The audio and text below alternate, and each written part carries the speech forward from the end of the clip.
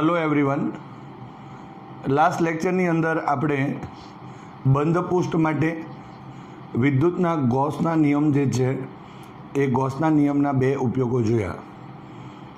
એક તો અનંત લંબાઈના વીજભારિત સુરેખ તારને લીધે ઉદ્ભવતું જે વિદ્યુત ક્ષેત્ર છે તે, અને બીજું અનંત વિસ્તરિત વીજભારિત સમતલને લીધે ઉદ્ભવતું વિદ્યુત ક્ષેત્ર. આજે આપણે ગૌસના નિયમનો ત્રીજો ઉપયોગ જે ગોલીય કવચ માટે જોઈશું. મેં તમને આગળ પણ વાત કરેલી કે જો આપણે આગળની જે થિયરીઓ જોઈ એની અંદર જ્યારે ગૌસના નિયમનો ઉપયોગ કરીએ ત્યારે જાણીએ છીએ કે phi is equal to integration બંધ પૃષ્ઠ E dot ds is equal to sigma q divided by epsilon 0 છે. તો આટલી જે બાબત છે એ બાબતને ધ્યાનમાં રાખીને જ આપણે શું કરવું પડશે, અહીંયા જે ગોલીય કવચ માટેની પણ વાતો કરવી પડશે. તો એની અંદર માત્ર ને માત્ર પહેલાં આપણે એ જે બંધ પૃષ્ઠ છે એની સાથે સંકળાયેલું કુલ વિદ્યુત ફ્લક્સ ફાઈ શોધી દેવાનું, અને ત્યાર પછી સિગ્મા ક્યુ શોધી દઈએ. અને આ બે વસ્તુ જ્યારે શોધાઈ જાય કિંમત મૂકો એટલે જવાબ મળી જશે. તો આ જ વાત આપણે ગોલીય કવચમાં બી કરીશું. પણ ગોલીય કવચના સંદર્ભમાં કહીએ તો અહીં ગોળાકાર ગૌસિયન પૃષ્ઠ લેવું પડશે. બીજી એક વાત, ગોળાકાર જે ગૌસિયન પૃષ્ઠ આપણે લઈએ છીએ એ ગોલીય કવચના બહારના વિસ્તારમાં હશે, ગોલીય કવચના અંદરના વિસ્તારમાં પણ હશે. એટલે કે આ જે ગોલીય કવચ વીજભારિત ગોલીય કવચ જે છે, અથવા એને આપણે પોલો ગોળો પણ કહેવાય, તો એના લીધે આપણે કોઈ એક બહારનું બિંદુ પાસેનું વિદ્યુત ક્ષેત્ર કેટલું એ પણ શોધી શકાય, અંદરનું કેટલું એ પણ શોધી શકીએ, અને સપાટી પર કેટલું. તો આ જે બાબત છે એ આપણે 1 by 1 લઈ લઈએ. તો સૌપ્રથમ આપણે વીજભારિત જે ગોલીય કવચ છે એને લીધે ઉદ્ભવતું વિદ્યુત ક્ષેત્ર જે બહારના વિસ્તારમાં હોય તે કેટલું એની આપણે ચર્ચા કરીએ. અહીંયા લખીશું વિદ્યુત ભારિત ગોલીય કવચ એટલે કે પોલો ગોળો, ગોલીય કવચના લીધે ઉદ્ભવતું વિદ્યુત ક્ષેત્ર.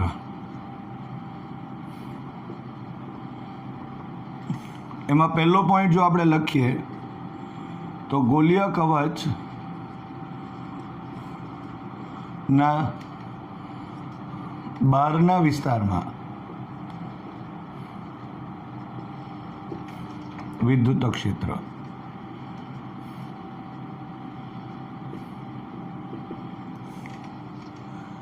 હવે અહીં સૌપ્રથમ એક વાત સમજી લઈએ કે ગોલીય કવચ એટલે ગોળો તો છે પરંતુ અંદરથી પોલો છે, અને અંદરથી પોલો હોય તો એની માત્ર ઉપર જ સપાટી હોય. એટલે અત્યારે આ જો આપણે વિચારીએ ગોળો છે તો આ સપાટી અહીંયા હશે, માટે આ જે વિતરણ કહેવાય એ વીજભારનું પૃષ્ઠ વિતરણ કહેવાશે. હવે અહીં પૃષ્ઠ વિતરણમાં પણ આપણે બે વાત કરીશું. એ સિગ્મા તરીકે આપણે જ્યારે પૃષ્ઠ ઘનતા લઈએ ત્યારે એ ધન પણ હોઈ શકે, ઋણ પણ હોઈ શકે, જે રીતે આગળ પણ આપણે ચર્ચા કરી છે. એટલે અહીંયા ગોલીય કવચ હોય તો વીજભારની પૃષ્ઠ ઘનતાનો સંદર્ભ આવે, અને જો ગોળો હશે, નક્કર ગોળો હશે તો એના લીધે કદ ઘનતાનો સંદર્ભ આવશે. તો અહીંયા આપણે સૌપ્રથમ જે આકૃતિ છે તે આકૃતિ દોરી દઈએ. અહીંયા ધારો કે આ એક પોલો ગોળો છે,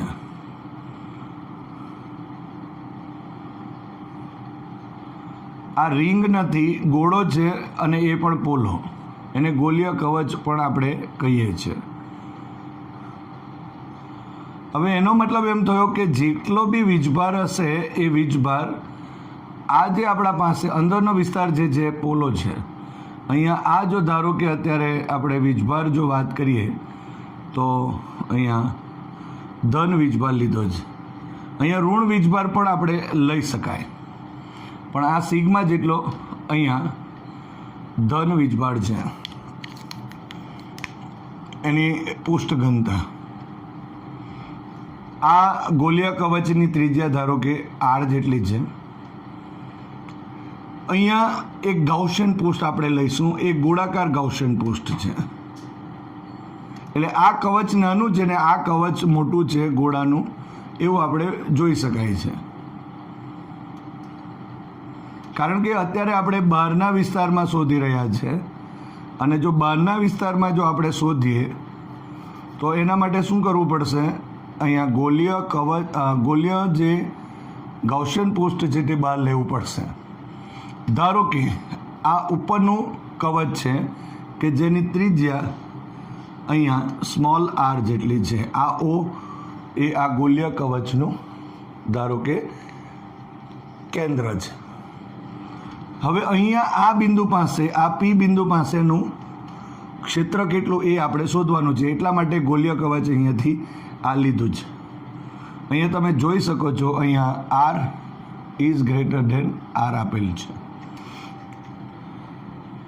હવે સૌપ્રથમ તો આપણે સિગ્મા જે વાત કરી કે અહીંયા સિગ્મા જેટલો વીજભારની પૃષ્ઠ ઘનતા છે, એટલે એકમ ક્ષેત્રફળ દીઠ વિદ્યુતભાર આપેલો છે. માટે આ જે આપણા પાસે ગોલીય કવચ છે એના ઉપર કેટલું, એટલે 4π r² ક્ષેત્રફળ દીઠ કેટલું એ સિગ્મા ક્યુ મળી જશે. એની આપણે ચર્ચા સૌપ્રથમ કરીશું. ત્યાર પછી આ જે આપણા પાસે પૃષ્ઠ, અહીંયા ગોલીય કવચ છે માટે એક જ ફ્લક્સ લેવું પડશે. અને એના માટે ધારો કે અત્યારે અહીંયા નાનો જો પૃષ્ઠ લઈ લઉં આ રીતે, તો આ જે નાનો પૃષ્ઠ લઉં છું તો એનો ક્ષેત્રફળ સદિશ આ રીતે આપણે બતાવી શકાય. તો અહીંયા ઈની દિશા અને ડેલ્ટા એસની દિશા એક જ છે. એટલે થીટા ઇઝ ઇક્વલ ટુ કેટલા થવાના? 0 ડિગ્રી થશે. અહીંયા ધન છે એટલે જો અહીંયા ઋણ હોત તો આ જે ઈની દિશા છે તે અંદરની તરફ આપણે દર્શાવી શકીએ. આપણે જ્યારે પણ ગોળાની વાતો કરીએ ત્યારે એનું દ્રવ્યમાન કેન્દ્ર એના કેન્દ્ર ઉપર કેન્દ્રિત થયેલું કહેવાય. અહીંયા પણ આપણે જોઈશું કે આ જે વીજભાર આપણને અત્યારે લાગે છે કે ગોળાની જે ગોલીય કવચની સપાટી પર છે, પણ એનો સમગ્ર વીજભાર અહીંયા કેન્દ્રિત થયેલો હોય. હું ફરી એકવાર કહું છું, કેન્દ્રિત થયેલો છે એનો મતલબ એવો નથી કે બધો વીજભાર ત્યાં છે. વીજભાર તો અત્યારે ક્યાં છે? ગોલીય કવચ પર જ છે. એટલે અહીંયા જો આપણે વિદ્યુત ક્ષેત્રની દિશા જ્યારે પણ દર્શાવીએ ત્યારે કાળજી, કારણ કે phi is equal to E dot delta S અથવા ડીએસનું બંધ પૃષ્ઠ પરનું સંકલન લેવાનું છે. તો એ જોવું પડશે. તો પ્લસ હોય તો બહારની તરફ, માઇનસ હોય તો અંદરની તરફ. તો સૌપ્રથમ આપણે પહેલાં અહીંયા સિગ્મા ક્યુ શોધી લઈએ. એટલે અહીંયા લખીશું એકમ ક્ષેત્રફળ દીઠ વિદ્યુત ભાર ઇઝ ઇક્વલ ટુ સિગ્મા માટે અહીંયા 4π R² ક્ષેત્રફળ દીઠ વિદ્યુત ભાર. તો સિગ્મા ક્યુ લખાશે is equal to sigma into 4π R² જેટલું થશે. ઓકે, આ અને આનો ગુણાકાર થયો. તો અહીંયા સમીકરણ નંબર જે 1 મળે છે એમાં કુલ વિદ્યુત ભાર મળી ગયો. હવે ગોળાકાર ગાઉસિયન પૃષ્ઠ સાથે સંકળાયેલું જે કુલ વિદ્યુત ફ્લક્સ બી શોધી લઈએ. હવે ગોળાકાર ગૌસિયન પૃષ્ઠ સાથે સંકળાયેલ કુલ વિદ્યુત flux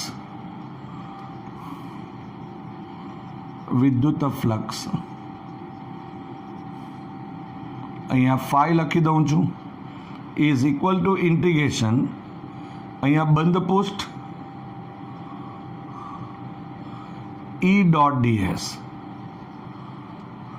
so is equal to integration બંધ પૃષ્ઠ જ છે. અહીંયા એક જ પૃષ્ઠ છે અને એક જ જે પૃષ્ઠ છે એ પાછું બંધ પૃષ્ઠ જ છે. નળાકાર ગાઉસિયન પૃષ્ઠમાં શું થતું હતું કે બે આડછેદ હતા, એક વક્ર સપાટી હતી, એટલે જુદા જુદા પૃષ્ઠના પહેલાં લેવા પડતા હતા અને ટોટલ કરવું પડતું હતું. અહીંયા આપણે લખી શકાશે EDS ઇન્ટુ cos 0. હવે ઈ ડીએસ ઇન્ટુ કોસ 0 આપણે જ્યારે લખીએ તો કોસ 0 ઇઝ ઇક્વલ ટુ 1 થશે. માટે ફાઈ ઇઝ ઇક્વલ ટુ, હવે ઈ છે આ ગોલીય, આ જગ્યાએ ગોલીય જે ગાઉસિયન પૃષ્ઠ છે એના દરેક બિંદુ પાસેનું ક્ષેત્ર તો એક સરખું રહેવાનું. માટે અહીંયા લખી શકાય ઈ અને અહીંયા બંધ પૃષ્ઠ અને DS cos 0 is equal two તો 1 થશે.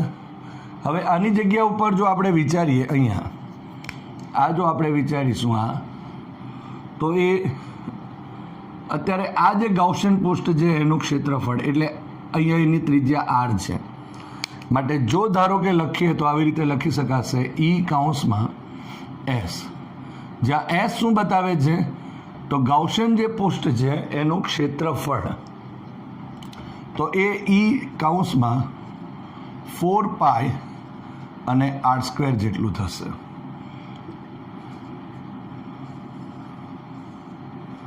આ આપણને ટોટલ 5 પણ મળી જાય છે.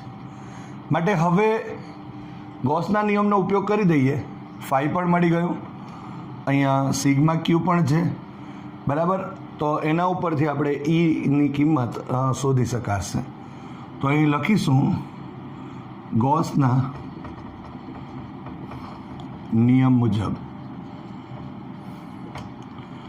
Phi is equal to sigma Q by epsilon 0.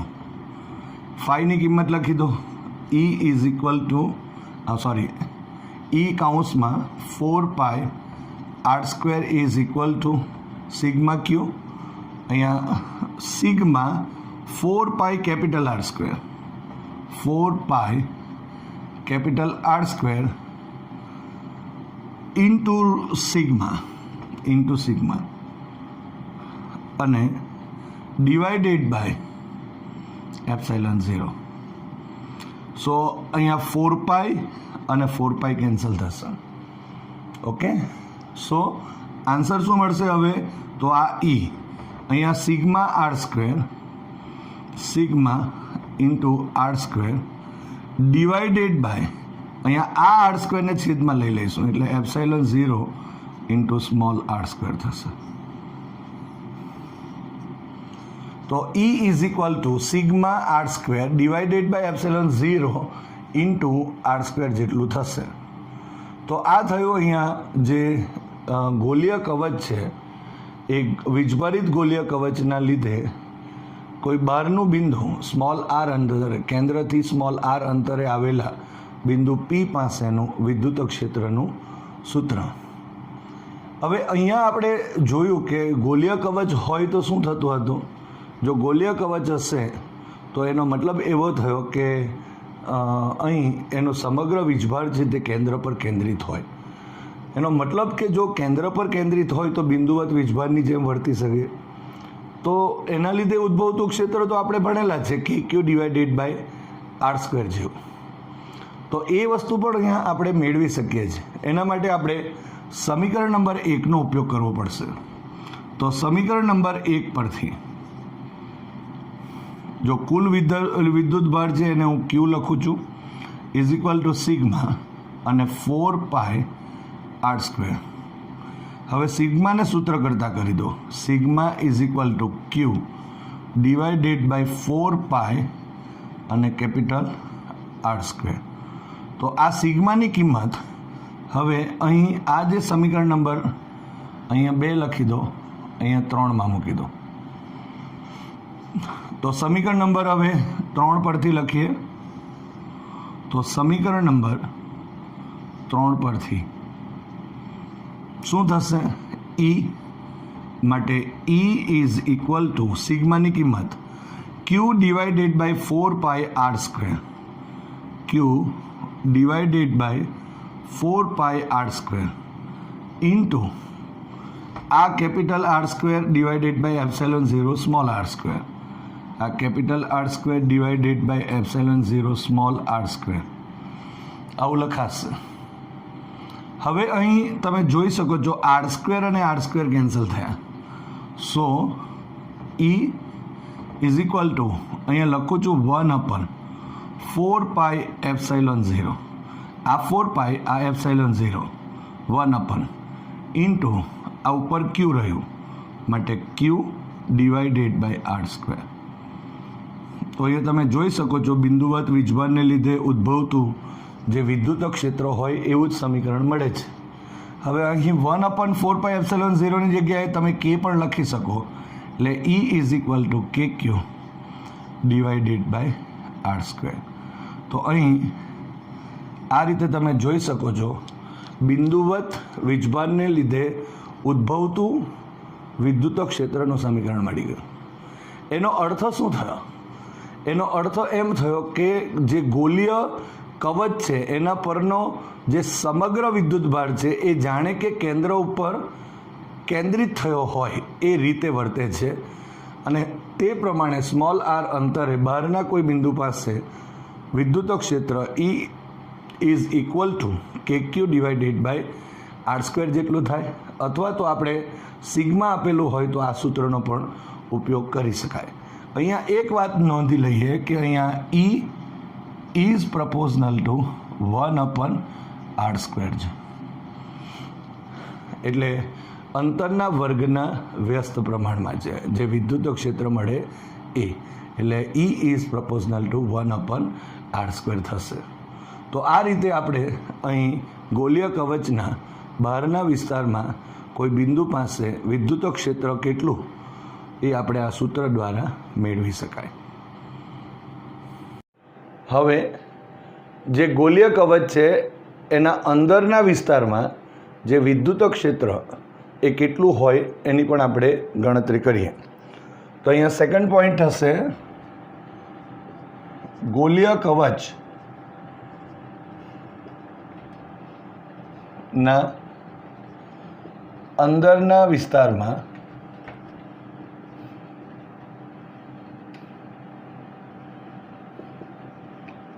ઉદ્ભવતું વિદ્યુત ક્ષેત્ર.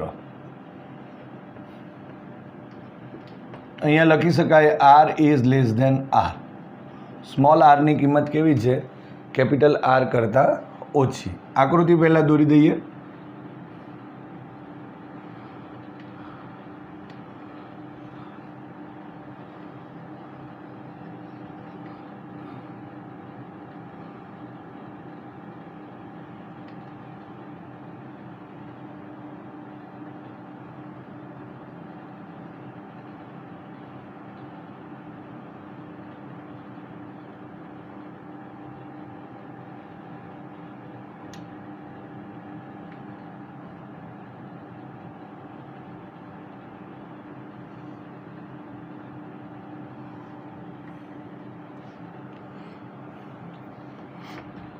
આના ઉપર ધારો કે ધન વીજભાર આપણે લીધેલો છે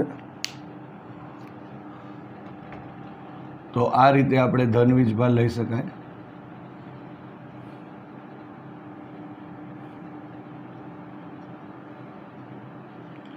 અને અહીંયા સિગ્મા થશે.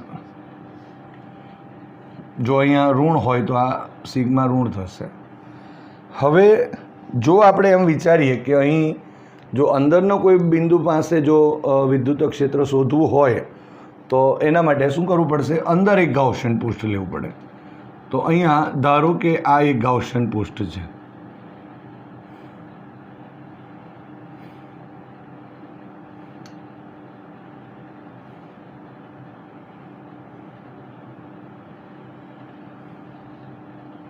તો અહીંયા સ્મોલ આર લેવાશે.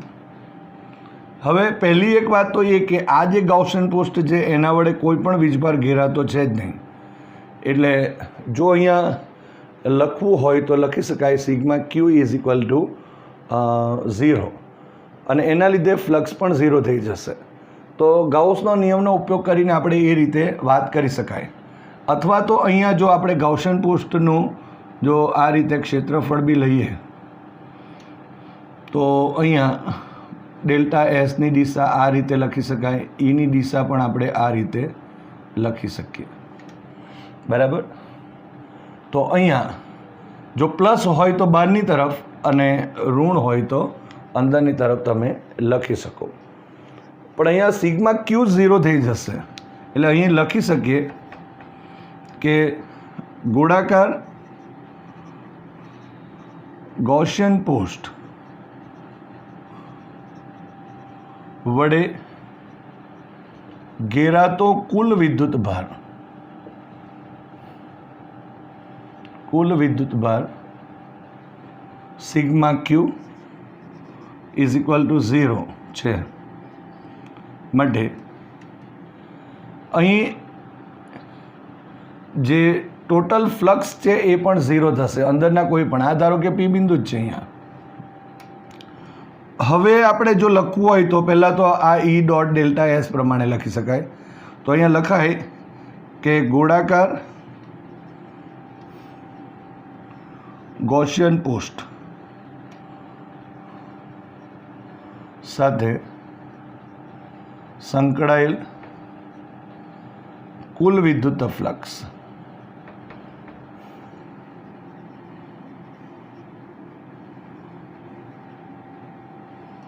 phi is equal to integration બંધ પોસ્ટ અને E ડોટ ds. તો અહીંયા તમે લખી શકો આ થીટા ઇઝ ઇક્વલ ટુ 0 કરીને પણ આપણે લખી દઈએ, પરંતુ phi ઇઝ ઇક્વલ ટુ 0 થશે. અહીંયા phi 0 કેમ લખાશે? કારણ કે અહીંયા જે સિગ્મા ક્યુ છે એ 0 થઈ જશે અને એના હિસાબે આપણે કહી શકાય અહીંયા સિગ્મા ક્યુ 0 છે માટે phi 0 લખી શકાશે. તો અહીંયા આ રીતે પણ લખી શકાય. અહીંયા જો આપણે કહેવું હોય તો ઇઝ ઇક્વલ ટુ ઇન્ટિગ્રેશન બંધ પોસ્ટ E ds અને cos 0 માટે અહીંયા phi ઇઝ ઇક્વલ ટુ ઈને કોમન લઈ લો, ઇન્ટિગ્રેશન બંધ પોસ્ટ અને ds. હવે આના માટે આપણે જાણીએ છીએ તે s લખી દઈએ એટલે આ જે ગૌસિયન પોસ્ટ છે એનું ક્ષેત્રફળ. માટે phi is equal two E into s is equal two E કૌંસમાં 4 પાઈ r સ્ક્વેર. સો phi પણ મળી ગયું અહીંયા. અને ડાયરેક્ટ પણ તમે આના ઉપરથી પણ લખી શકો, જે ગૌસનો નિયમ છે એના ઉપરથી. હવે ફરી પાછા ગૌસના નિયમ મુજબ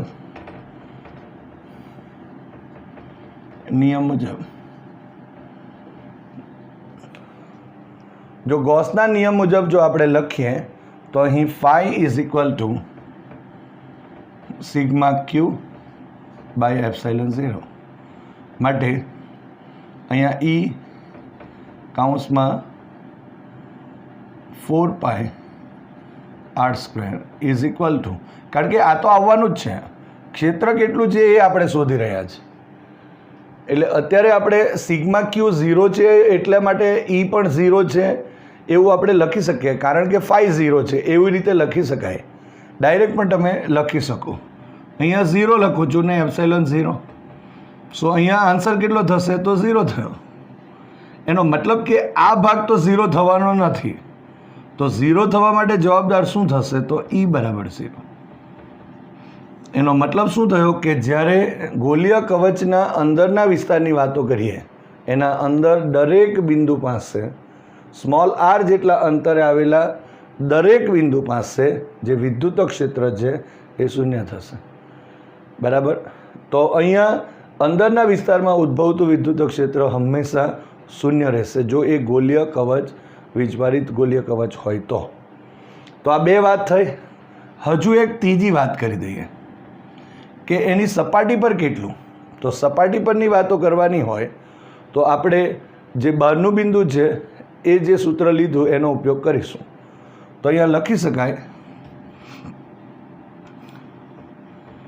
કે ગોલીય કવચની સપાટી પર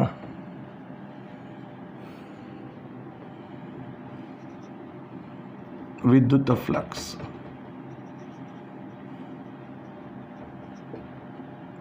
વિદ્યુત ક્ષેત્ર તો હું E ઇઝ ઇક્વલ ટુ પહેલાં KQ ડિવાઇડેડ બાય R² લખું છું, જે R is greater than R માટે છે, એટલે કે બહારના બિંદુ માટે. હવે જો હું સ્મોલ r બરાબર જો કેપિટલ R લેતા આ મળી જશે, એટલે અહીંયા E is equal to KQ divided by R² થશે. તો E ઇઝ ઇક્વલ ટુ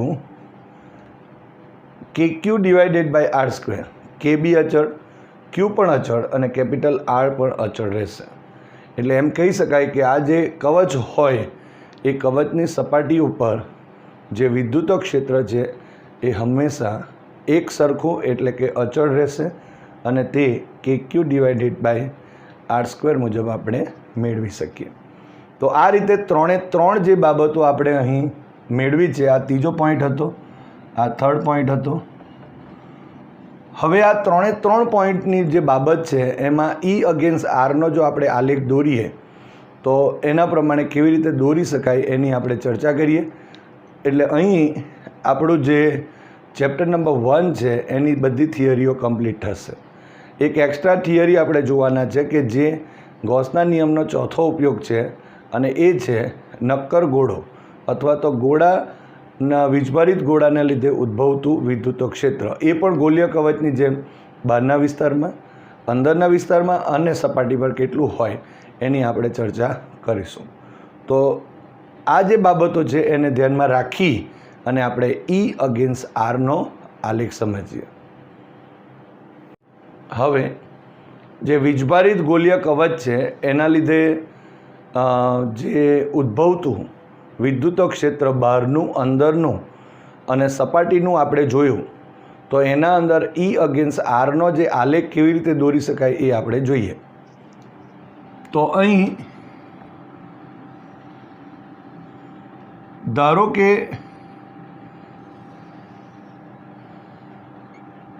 આ અક્ષ ઉપર આપણે E લઈએ છીએ વિદ્યુત ક્ષેત્ર, અહીંયા ઉગમ બિંદુ લઈ લઈએ, એટલે કે આ કેન્દ્ર છે અને અહીં સ્મોલ r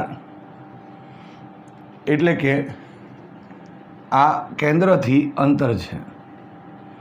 અહીંયા ધારો કે small r is equal two capital R છે, એટલે આ સપાટી થશે.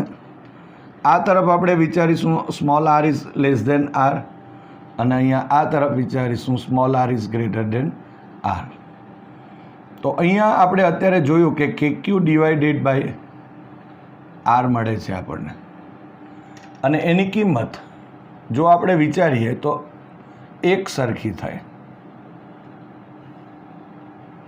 અહીંયા એક સરખી છે, એનો મતલબ એમ થયો કે અહીંયા મેક્સિમમ મળશે. અને સાથે સાથે આપણે બહારનું બિંદુ પણ જોયું. બહારનું બિંદુ માટે શું હતું, તો આપણે અહીં લખી શકાય એક સરખું છે. જો સપાટી ઉપર બધે આ રીતે સરખું છે, અને જો સપાટીથી બહારનું બિંદુ R is greater than R હોય તો Eની જે કિંમત હતી એ Rના વર્ગના વ્યસ્ત પ્રમાણમાં, એટલે E ઇઝ પ્રપોઝનલ ટુ 1/R² હતું, એટલે Rના વર્ગના વ્યસ્ત પ્રમાણમાં છે. તો આ રીતે આપણે આલેખ દોરી શકાય. અને અંદરના વિસ્તારમાં વિદ્યુત ક્ષેત્રનું મૂલ્ય 0 હતું, એટલે આ કેન્દ્ર અને આ સપાટી સુધી, એટલે અહીંયા E is equal to R, અને અહીંયા E ઇઝ ઇક્વલ ટુ આપણે જોયું કે અચળ થશે અને મેક્સિમમ થશે. તો આ રીતે આપણે અહીં આ જે આલેખ છે એ આલેખ આપણે દોરી શકાય. તો વીજભારિત ગોલીય કવચના લીધે ઉદ્ભવતું જે વિદ્યુત ક્ષેત્ર છે એની બધી જ બાબતો અહીં આપણને મળી જાય છે.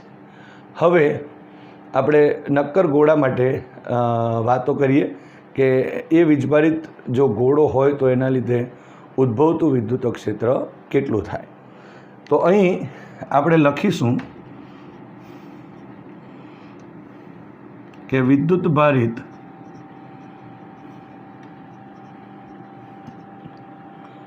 ગોળાને લીધે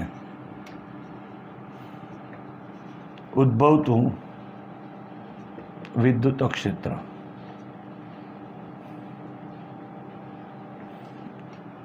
અહીંયા સૌપ્રથમ આપણે ગોળાના બહારના વિસ્તારમાં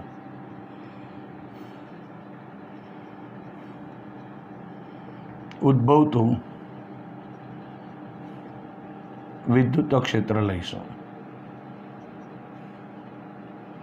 એનો મતલબ કે અહીંયા small r is greater than capital R.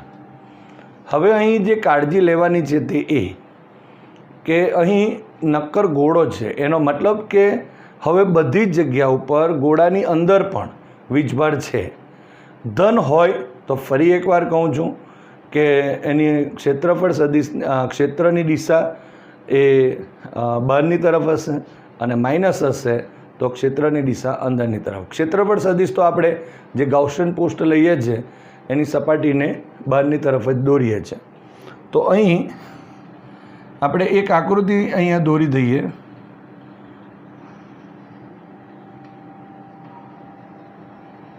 ધારો કે આ એક ગોળો લીધો. એનો મતલબ શું થયો કે આ ગોળાની ઉપર અને અંદર આ બધે જ આ રીતે આ થિયરી એક્સ્ટ્રા થિયરી છે.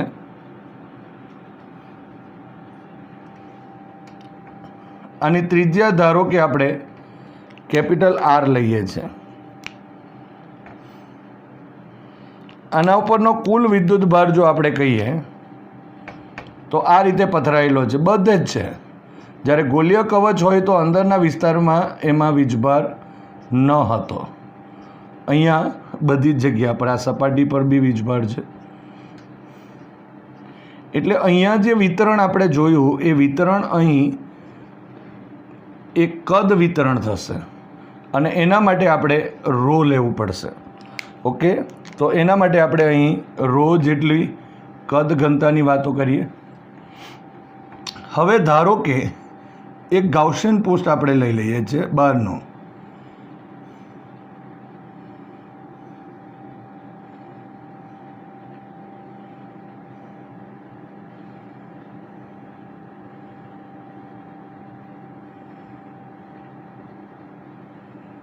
આ રીતે. અને અહીંયા જો આ ત્રિજ્યા તો ગોળાની છે, આ અહીંયા જો આપણે લઈએ તો આ સ્મોલ આર લઈ લીધું. આ બહારનું બિંદુ છે, ધારો કે પી બિંદુ છે. અહીંયા ગાઉસિયન પૃષ્ઠ જે આપણે લઈએ છીએ એ નાનો ડેલ્ટા એસ જેટલો અહીંયા થશે અને એની દિશા પણ આ તરફની દર્શાવી શકાય. થીટા ઇઝ ઇક્વલ ટુ આપણે જાણીએ છીએ 0 ડિગ્રી થશે.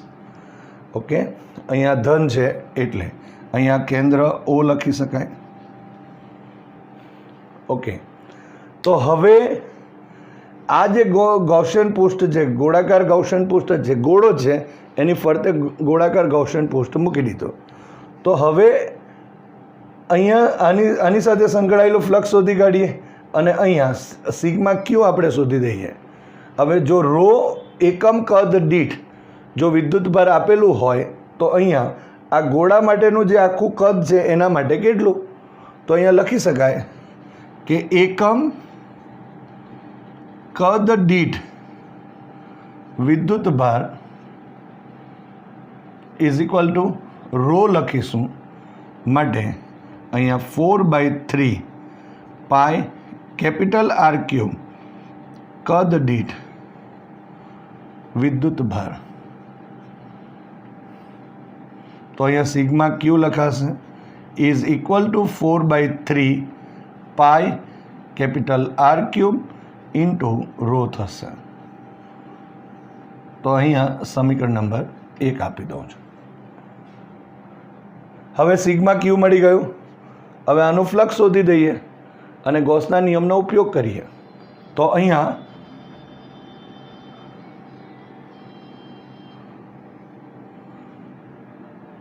જો આપણે લખીએ અહીંયા ગોળાકાર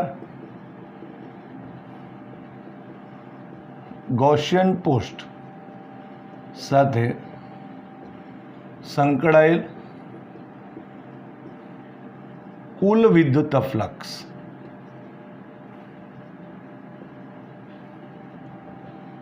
તો phi is equal to integration બંધ પૃષ્ઠ અને E ડોટ ds. સો ઇન્ટિગ્રેશન બંધ પૃષ્ઠ એટલે E ds અને cos 0. હવે આ અહીંયા જો આપણે વિચારીએ તો આ ગૌસિયન પૃષ્ઠ પર બધી જગ્યા ઉપર ક્ષેત્ર એક જ સરખું છે, માટે અહીંયા E કોમન લઈ લઉં, ઇન્ટિગ્રેશન બંધ પૃષ્ઠ અને અહીંયા ds લખાશે. હવે આના માટે આપણે કહી શકાય કે આ જે આપણા પાસે મળે છે આ એ ગૌસિયન પૃષ્ઠ છે એનું ક્ષેત્રફળ છે, અને એ જો લખવું હોય તો E ઇન્ટુ 4π અને સ્મોલ r સ્ક્વેર લખાશે. સો phi ઇઝ ઇક્વલ ટુ આપણને આ મળી જાય છે.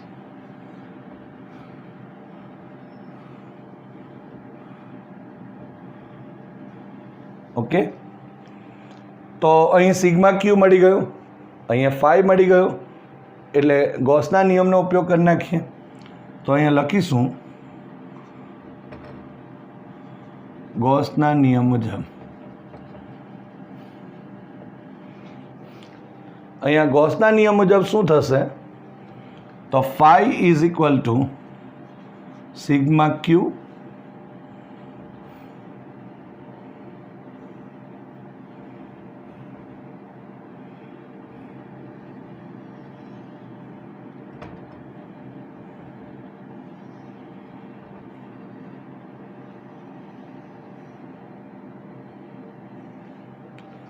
phi is equal to sigma q divided by epsilon 0.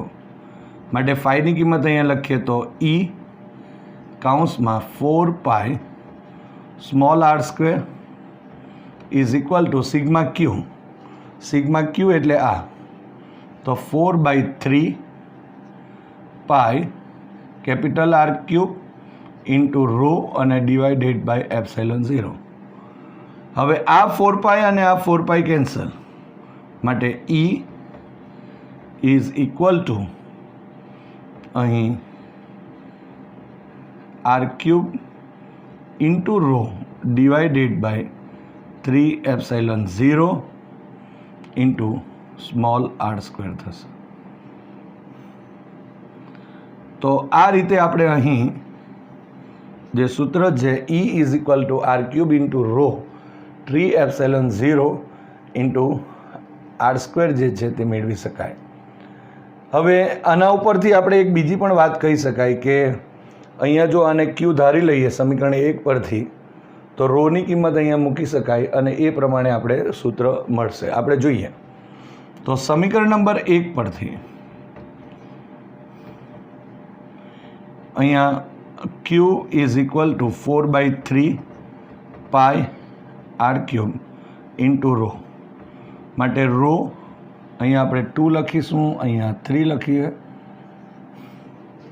Row is equal to આ 3 ઉપર આવશે એટલે 3q ડિવાઇડેડ બાય 4π અને કેપિટલ R ક્યુબ થશે.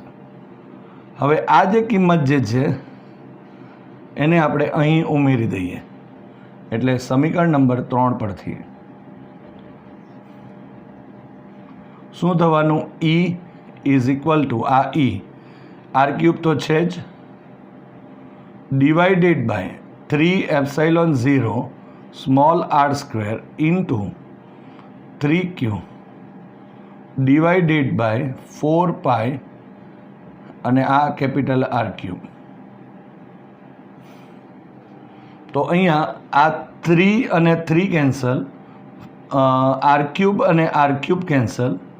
સો E ઇઝ ઇક્વલ ટુ અહીં 1/4π એપ્સિલોન 0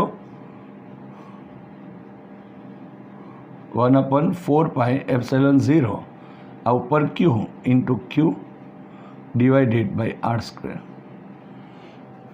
તો અહીં તમે જોઈ શકો છો આની જગ્યા પર K લખી શકાય, એટલે અહીંયા લખાશે E is equal to KQ divided by R square. તો અહીંયા પણ આપણે એમ કહી શકાય કે આ જે ગોળીય જે ગોળો જે છે એ ગોળાના કેન્દ્રથી સ્મોલ આર અંતરે આવેલા બિંદુ પી પાસેનું વિદ્યુત ક્ષેત્ર તો KQ ડિવાઇડેડ બાય R² જેટલું થાય, એટલે આરના વર્ગના વ્યસ્ત પ્રમાણમાં હોય. હવે ગોળાના અંદરના વિસ્તારમાં અને સપાટી પર કેટલું હોય એની ચર્ચા પછી કરીશું.